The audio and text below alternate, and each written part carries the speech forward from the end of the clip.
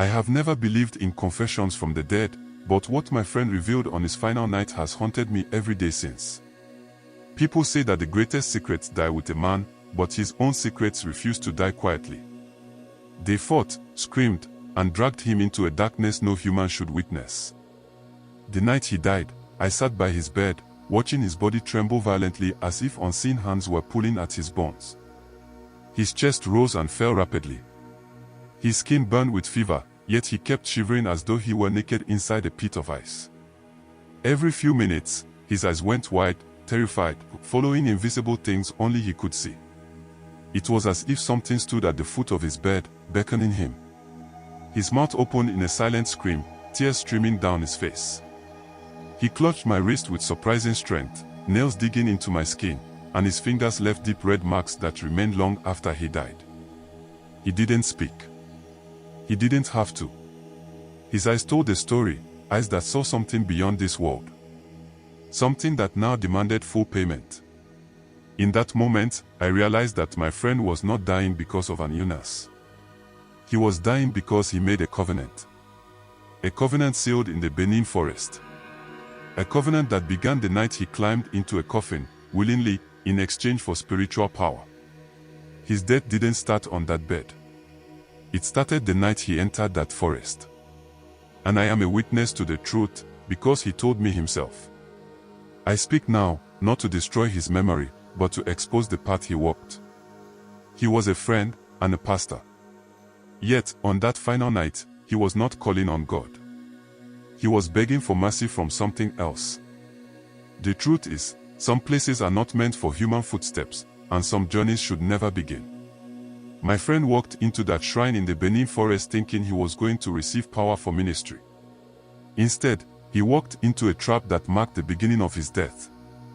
He said the forest was not like any forest he had ever seen. The deeper they went, the darker the atmosphere became.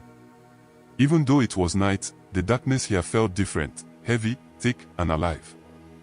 He said he could feel the darkness like a weight on his skin.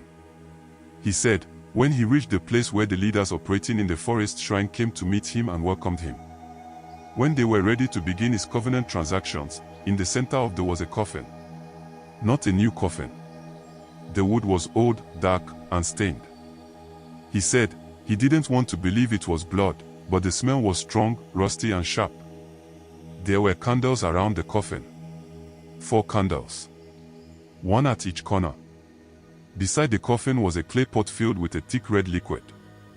He didn't know what it was at first, until the smell hit him. It was blood. Warm blood. Freshly collected. Next to it was a calabash covered with a black cloth. The priest, he said, turned to him and motioned for him to remove his clothes. He said he wasn't expecting it to start this way. He stood there, unsure of what to do. The priest pointed again, slowly, firmly. My friend said at that moment, fear wrapped around him like a rope. He suddenly couldn't breathe properly. His heart raced. He removed his shoes, his shirt, his trousers, then everything, leaving only his naked self. He said, standing there naked in the middle of the forest, he felt exposed and powerless.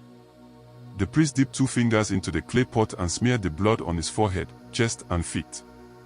The blood felt warm, sticky, and heavy on his skin. Then he opened the coffin. He did not explain. He did not speak. He simply pointed to the coffin. My friend climbed in. He lay flat inside it. The wood was cold and rough. He could smell dampness, blood, and something else, something rotten. The lid was closed over him. Instant darkness. Total darkness. He said the coffin felt smaller by the second. The air became hot. He could not move his arms freely. He felt trapped. His chest tightened. He tried to move, but his body felt heavy. He heard movement outside the coffin, slow. He couldn't tell if it was the ritualist or something else. Then the whispers started. The whispers came from inside the coffin. From the corners. From the base. From above him. Too close. Too real. They weren't speaking English. They weren't speaking any human language he knew. It sounded like a chorus, many voices whispering at the same time. And he was hearing them inside his head. He said he felt something touch his leg. Another touch on his chest. Then something touched his face, like a cold hand. He wanted to scream but no sound came out. He tried to move his hand to push the coffin lid open, but he couldn't lift his arm. His body was stiff, like invisible hands were pinning him down. He didn't know how long he stayed in that coffin. Minutes. Hours. He couldn't tell. Finally, the lid opened. Cold air hit his skin. He gasped. His whole body trembled. The priest stood over him, holding the calabash covered with a black cloth. The cloth was lifted, revealing the mixture inside. It was blood. But not just blood, the mixture was thicker, darker, and had pieces of something floating inside. The priest lowered the calabash toward his mouth. He said as the calabash touched his lips, he could smell iron, dirt, death. The liquid entered his mouth. He swallowed. The moment he swallowed, his entire body reacted. His stomach twisted. His throat burned. His skin shook. He felt a sudden rush of heat move through his body, starting from his throat down to his stomach. He tried to scream, but his voice was trapped inside him. He fell to the ground, shaking uncontrollably.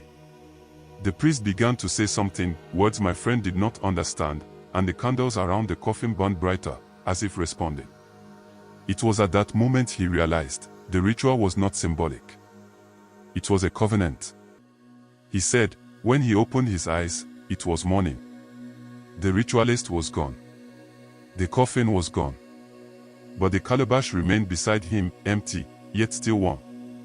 He stood up slowly, and from that day onward, the forest followed him home. Power came quickly. That was the first sign something was wrong. After the ritual in the forest, he returned home the next day. His clothes were dirty, his body weak, and his mind confused. But inside, he felt different. He couldn't describe the feeling at first. He said it was like something was sitting inside his chest, watching him from the inside. For the first 2 days, he slept a lot. His body felt heavy, as if the coffin experience followed him home.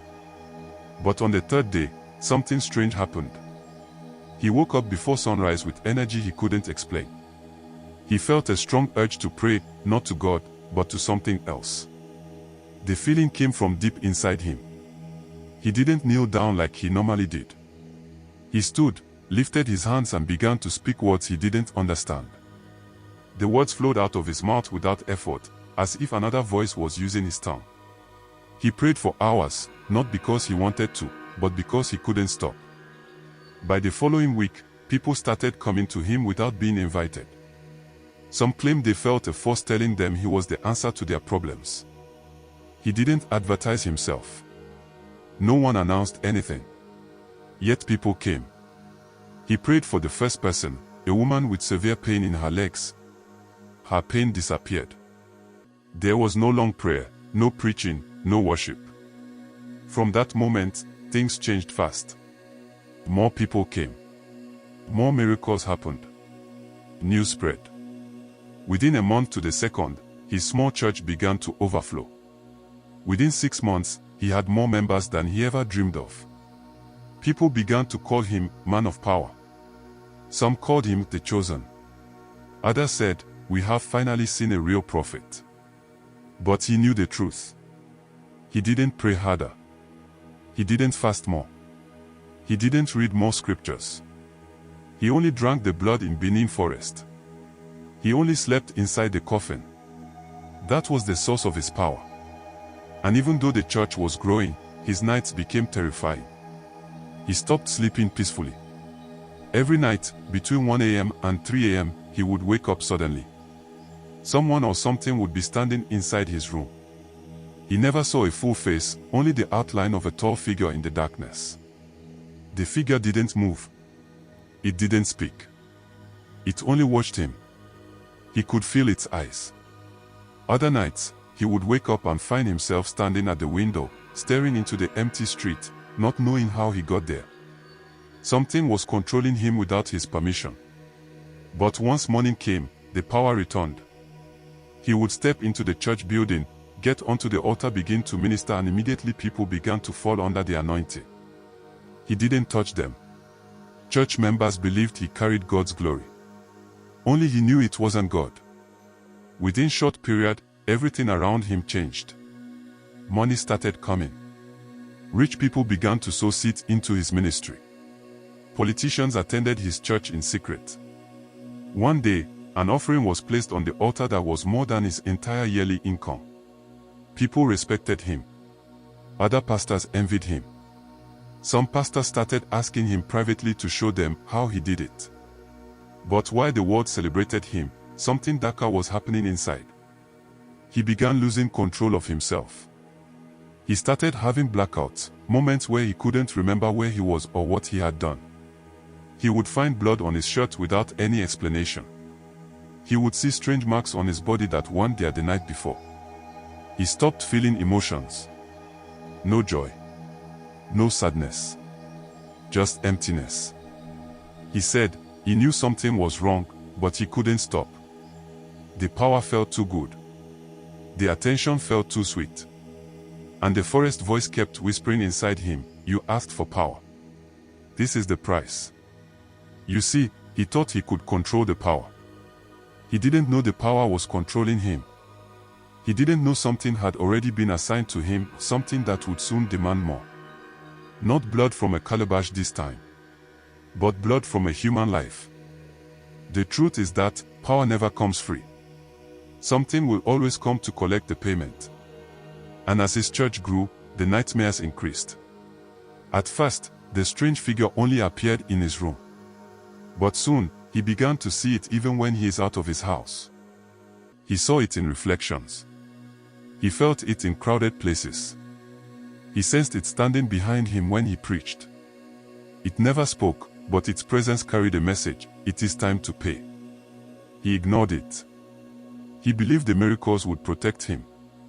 But covenants don't forget.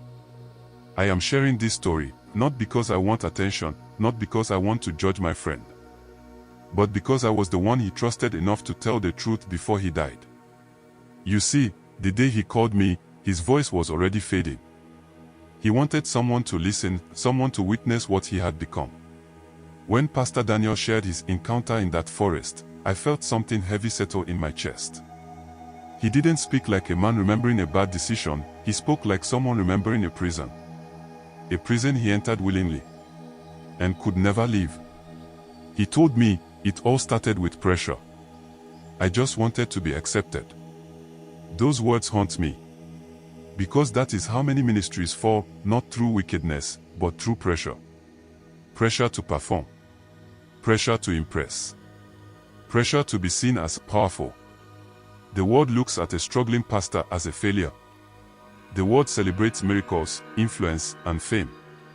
Nobody cares what the man had to do to get them. The thing is, after Daniel died, the church celebrated him. People cried at the funeral. They called him a general of God. They printed posters with his face and wrote, "He finished the race." But what race did he finish?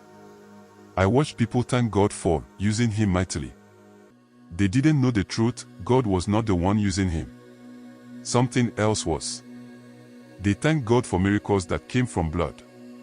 They honored a ministry built on death. I stood there at his graveside, numb, shaking. All I could think was, this could have been me. Because we all face the same pressure. We all want to be relevant. Today, pastors are competing, not serving. They want bigger crowds, larger buildings, louder miracles, and the dark world is watching, waiting. The forest ritualist did not chase Daniel. Daniel went looking for him. All because he felt small. All because he wanted what others had. When he entered that forest, he didn't see evil. He saw opportunity. He saw performance. He saw fame. But what he didn't see was the fine print: power from darkness must be fed. First with obedience. Then with worship. then with blood. The covenant does not care if the blood belongs to strangers or family. Darkness does not bless. It bargains. If you see a ministry growing suddenly, if you see miracles without prayer, if you see a pastor rising too quickly, do not envy. Do not compare yourself. You don't know the coffin they slept in. You don't know the demons they entertained. You don't know the blood that was demanded. You should know that not every altar belongs to God. Not every power is holy. I carry this weight because I could not save Daniel. I watched him rise. I watched him break, and I watched him die.